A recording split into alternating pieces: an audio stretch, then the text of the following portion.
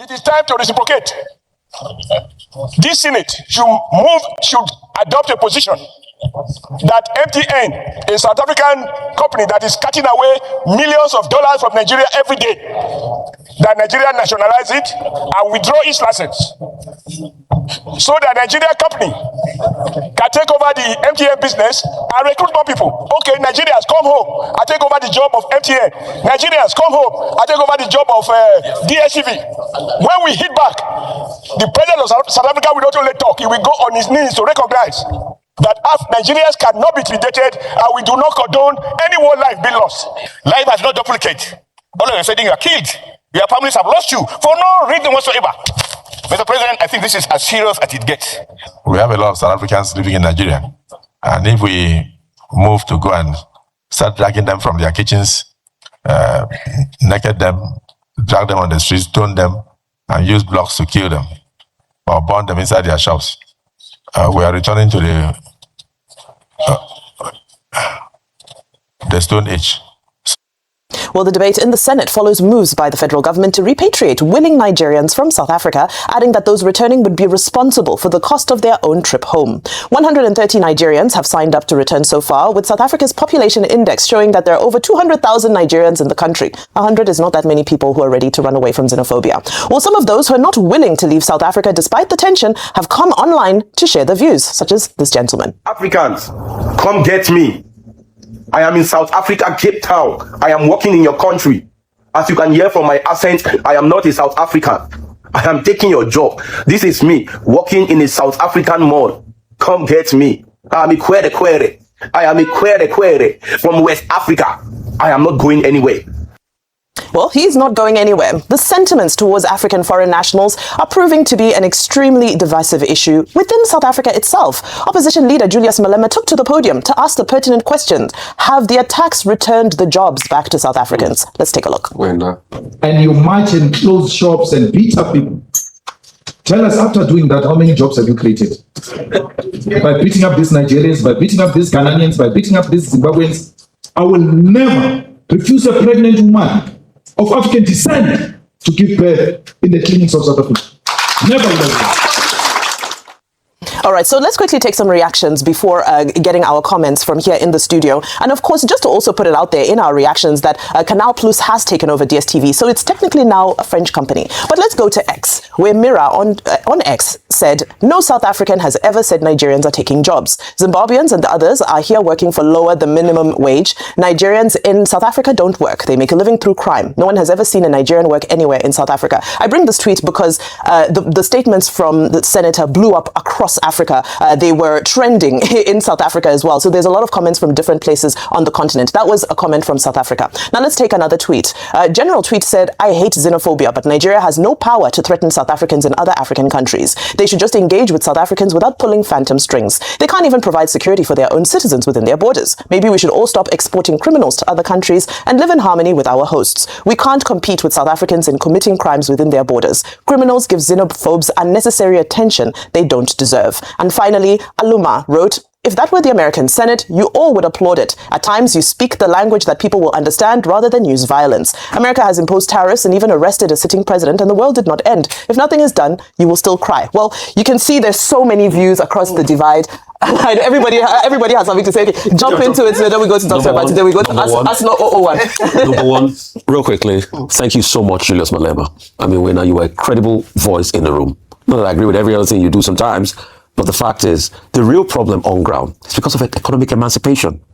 Apart from the fact that you can have inter-rivalries among people from different nation states, it's about economic emancipation. If the situation of the economy was a whole lot better, things would not go south. There are lots of things that are wrong, which I feel the government should be able to do as regards empowering its own people in that country. It's just about opportunities. You do not need to take it out of Nigerians. It's not the way to go. Adams Oshiomhole, a senator speaking like that? What are you trying to feel like, a hawk? You're saying they should nationalize businesses? MTN, does he know that there are Nigerian shareholders there? Do these guys even think?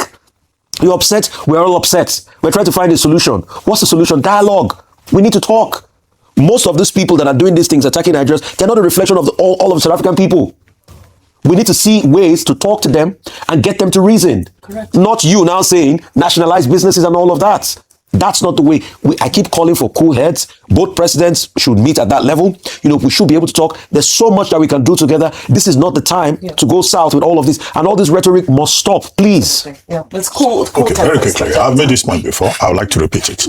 The whole objective of African unity, whether you put it under the banner of Pan-Africanism, or bilateral relations, or regional associations like ECOWAS, EEA, SADC, and all of that, is to ensure that there is African unity, not just at the level of AFCTA, even AFCTA. When you look at the protocols, it's talking about, cultural integration. It's talking about free movement of persons protocol to promote African integration in all the 55 countries. But that has not worked. And that is why we have this issue. Where is the African Union person-to-person diplomacy in all of this? So African countries remain disunited. The countries do not trust each other. The people do not trust themselves because there is that competition that frustrates the larger objectives. The second issue that stands out here is the issue of leadership. African leaders are failing their people. They have failed their people. And the people see this and they fail themselves. Now, Senator Oshiomhole was talking about where was the South African government in all of this, and he was the one who made the allegation that security agencies, they have military in South Africa, they have soldiers, policemen in South Africa, that in fact when these xenophobic attacks happen, these policemen and soldiers in South Africa, they go and hide and allow the xenophobic movement in South Africa to just do what they like, whether it is in Johannesburg or it is in other parts, Durban or Gauteng or all of those places. So these are the two major questions: the efficacy, of those institutions that we have, the failure of leadership, and the challenge for African leaders to see how we can have diplomacy at a people-to-people level, so that this level of distrust in Africa does not continue to exist. With, as we have seen, grave consequences. There were 3 opinions expressed in Senate. Those who say, let's go and fight them. Those who said, no, the diplomacy can solve this problem. And, the president who said, no, I think diplomacy will solve this problem. But those are the 2 fundamental issues, attached to this that I have identified beyond the details of this person said, that person said. Anybody can say anything. But what are the root fundamental issues? Correct. And speaking of some of the root fundamental issues, Ayo, before you chime in, a lot of people are saying, let's also make the distinction between legal immigrants and illegal immigrants, because when I was in South Africa last week, there was a lot of aggression towards illegal immigrants. And they're saying, we're fine with well-documented Nigerians or foreigners, but the illegal ones who are perpetuating crimes are the issue. Well, that's still, this is the issue. Like just looking at the face or listening to the accent. Exactly.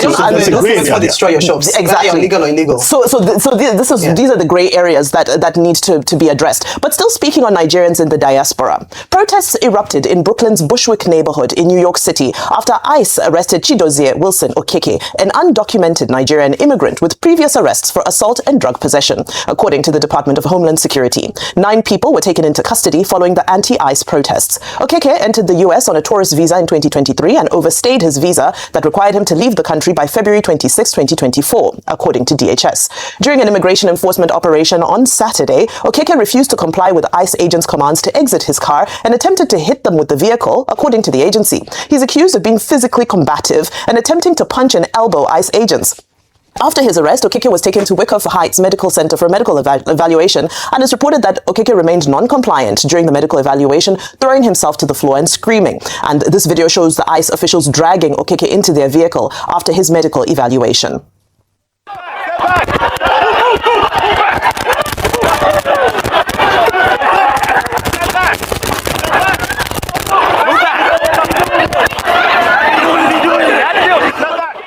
All right, let's tie it all together, because illegal immigrants are also entitled to dignity and humanity. Absolutely. But let's hear your takes on all of it from South Africa now to New York. Okay, so ICE has come under heavy criticism for their mode of operation and the way that, or their tactic in bringing illegal immigrants or perceived illegal immigrants in some instances. Remember the protest in Minnesota where 1 person lost their life. So we see something different from their report to what the video obviously tells, whereby there's rough handling and almost... Pretty and the lady. Oh, 2 people in Minnesota. Yeah. But where you see how the guy was dragged, anything could have happened to him. He could have been severely injured. Now that's on one side. So ICE has their own issues. I will take their report with a pinch of salt because they haven't been very truthful. The same thing in Minnesota, they said they felt like he was about to attack them when other witness accounts said otherwise. However, I want to address another issue, and this is putting side by side that video of the Nigerian store owner in South Africa who was saying he's not going anywhere, no matter. It is the state of the sadness of the fact that the state of the country and the responsibility of leaders to make our nation palatable enough for people to want to come and live here and make a living. I say that because in a number of places where Nigerian lives are threatened, you see Nigerians still opt to remain there. Name the places that are war zones. Ukraine, Russia. We've heard of stories of Nigerians who would rather remain. South Africa, xenophobic attacks. You talked about 200,000 Nigerians living there. Only 130. Libya. And consistently, NIDCOM gives out an advisory to say that don't go to certain countries. But guess what? In order to escape the hardship and the cost of living in Nigeria, they would rather go anywhere else but the country. They would rather lose their lives in other countries than come back home to come and make a living, because for many of them, it's literally a decision between the devil and the deep blue sea. And so they'd rather remain in the places, even though they're treated like second, third, fourth, or even 10th class citizens. And so this is a wake-up call for us. There are issues, of course, around the handling of immigration across different countries. Yes, I agree with diplomatic conversations with our other African nation counterparts. But I think as a Nigerian today, it's sadness that fills my heart because of the fact that we are maltreated consistently in countries abroad, and unfortunately we do not have bargaining power. We do not have influence to change the lot of Nigerians in other countries, and that's the sadness for me this morning. So perhaps it's time for us to introspect, and why when we talk about fixing, building this nation, it must be the interest of everyone, because you should have the opportunity to choose to come back home or remain where you are, because you know that when you come back home, there are opportunities for you. For a number of these people, there's nothing left for them, so they'd rather either stay there. It's like the Egyptians said, let us stay there and die, because there's nothing there, nothing here for them in Nigeria, and that's a big conversation. Let's talk about diplomatic relationships, but let's also talk about making Nigeria a pride for Nigerians to want to come back home,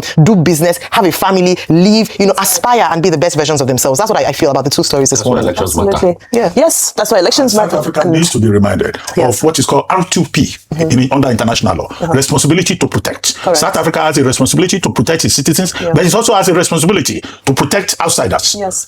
That is what our parliament should do. Yes. There's something called inter-parliamentary union. Let them tell South Africans, you also protect outsiders, not just your own people. Fact-finding mission, So let's parliament to parliament. So they're actually taking that. But let that fact-finding mission be productive. No. Let them just remind South Africans. They can talk. Our They time can talk on the today, phone. They can email. our time today is very limited, so they're going on the fact-finding mission. We look forward to hearing what they bring back, but more importantly, there's no prayers involved in the fact-finding mission, Dr. Abati. Let's focus.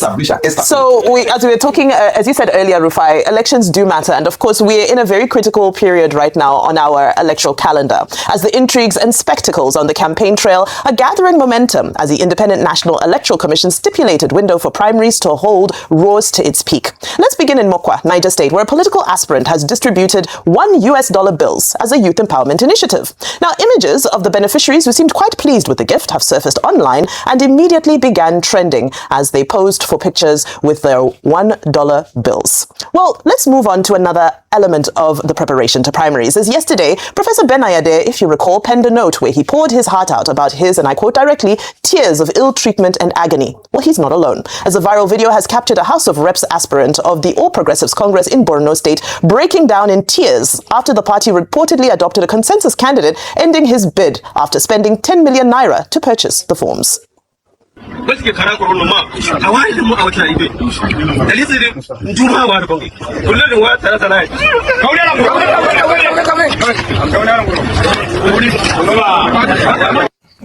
Hot tears, can't help but laugh. Finally, we go to River State, where Governor Siminalayi Fubara, loyalist and former local government chairman Chijioke Ihunwo, has declared his intention to run for the House of Representatives seat for the Obioakpo 1 constituency, an area associated with the Minister of the FCT, Nyesom Wike. He gathered his supporters in a show of defiance against Minister Wike in this musical video that has now gone viral. Fire make I die. I will never follow you to see me. Mama no dey.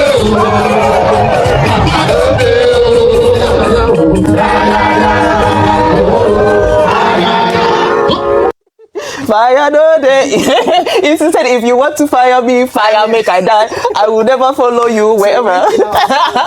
No, I will never follow you to see Wiki. That's what he said. Okay. I didn't want to. Don't edit him. He said, I will never follow you to see Wiki. The intrigues, of course, I heard your interview with the elder Bode George earlier, and he's talking about the fact that now the word is out that Nyesom Wike has nominated a PDP candidate and an APC candidate in River State. It's two-factor authentication. Two-factor. So, your take, Dr. Social media people who know him. Chijioke Ihunwo was chairman of Obioakpo local government area, from where we Wiki comes from. Well, in politics, today you are a friend, tomorrow you are in different camps, and then next tomorrow you can... Fubara's camp. You can come. When the fight started, it was in Fubara's camp. But Obio Akpo is the local government of Wiki, so they are kinsmen and all that. So, but in politics, you can have alignments and realignments as we have seen. So it's within every politician's right to say, well, this is where I stand at this particular time. As for the gentleman distributing dollar to deceive people in Niger State, Mokwa, we're told. Well, I hope he knows that dollar is not the legal tender of Nigeria. In some other countries, you can't spend dollar. They will tell you must present their country's currency, and it's an offense. I don't think there's any law here yet, where it's been made an offense to spend foreign currency, because some business people in Nigeria, particularly landlords on the island, they quote rent in dollars. Some supermarkets, it's illegal. Yes, some supermarkets don't even sell in naira. It's not a legal tender in Nigeria. They insist on foreign currency. Yeah. So that in itself, during political season, it looks like an infraction. So you're given an assignment to the EFCC in that regard. And then $1, how much is it? That $1 is about 1,300. You see foreign currency. Now, I read a comment saying that to move from Mokwa, to the place where they will even get people to change for them, it's more than 1,300. Because it's $1, they can't get 1,400. It will be less than that. Of course. In fact, I was trying to check the date for the dollar. Sometimes if it is a 2010 dollar, you will get less. But they weaponize the people's poverty. They weaponize the people's ignorance, which is most unfortunate. And you see more of this. Yes, that song as theater, song politics as entertainment. There was one elderly woman there who was a superstar. Dancing vigorously. And as I said, you will see so many of these entertaining episodes. But we just hope that there will be enough in terms of voter education, so that the people don't become victims of their own ignorance, and that there will be enough effort in terms of voter mobilization. INEC is to do that. The political parties are to do that, and then stakeholders in communities are also to educate their people that if you collect rice today, you collect $1 today. $1 cannot feed you for 4 years. Cannot. That shows a celebration of poverty very high. In fact, I weep for Nigeria. In a country where people have been thrown into poverty, 63% of them in poverty, and this is the lot the politicians can give them, just $1. It shows a celebration of ignorance, a celebration of poverty. In fact, it is the audacity of poverty that astounds me. And it is the fact that it's being perpetrated by those that ought to squash poverty. Yes. It's a sad ordeal for Nigeria. So they are taking pictures with $1 bill. Yes. So we need to educate the people. I think that's the biggest thing. Education. Let's take one more very quick story.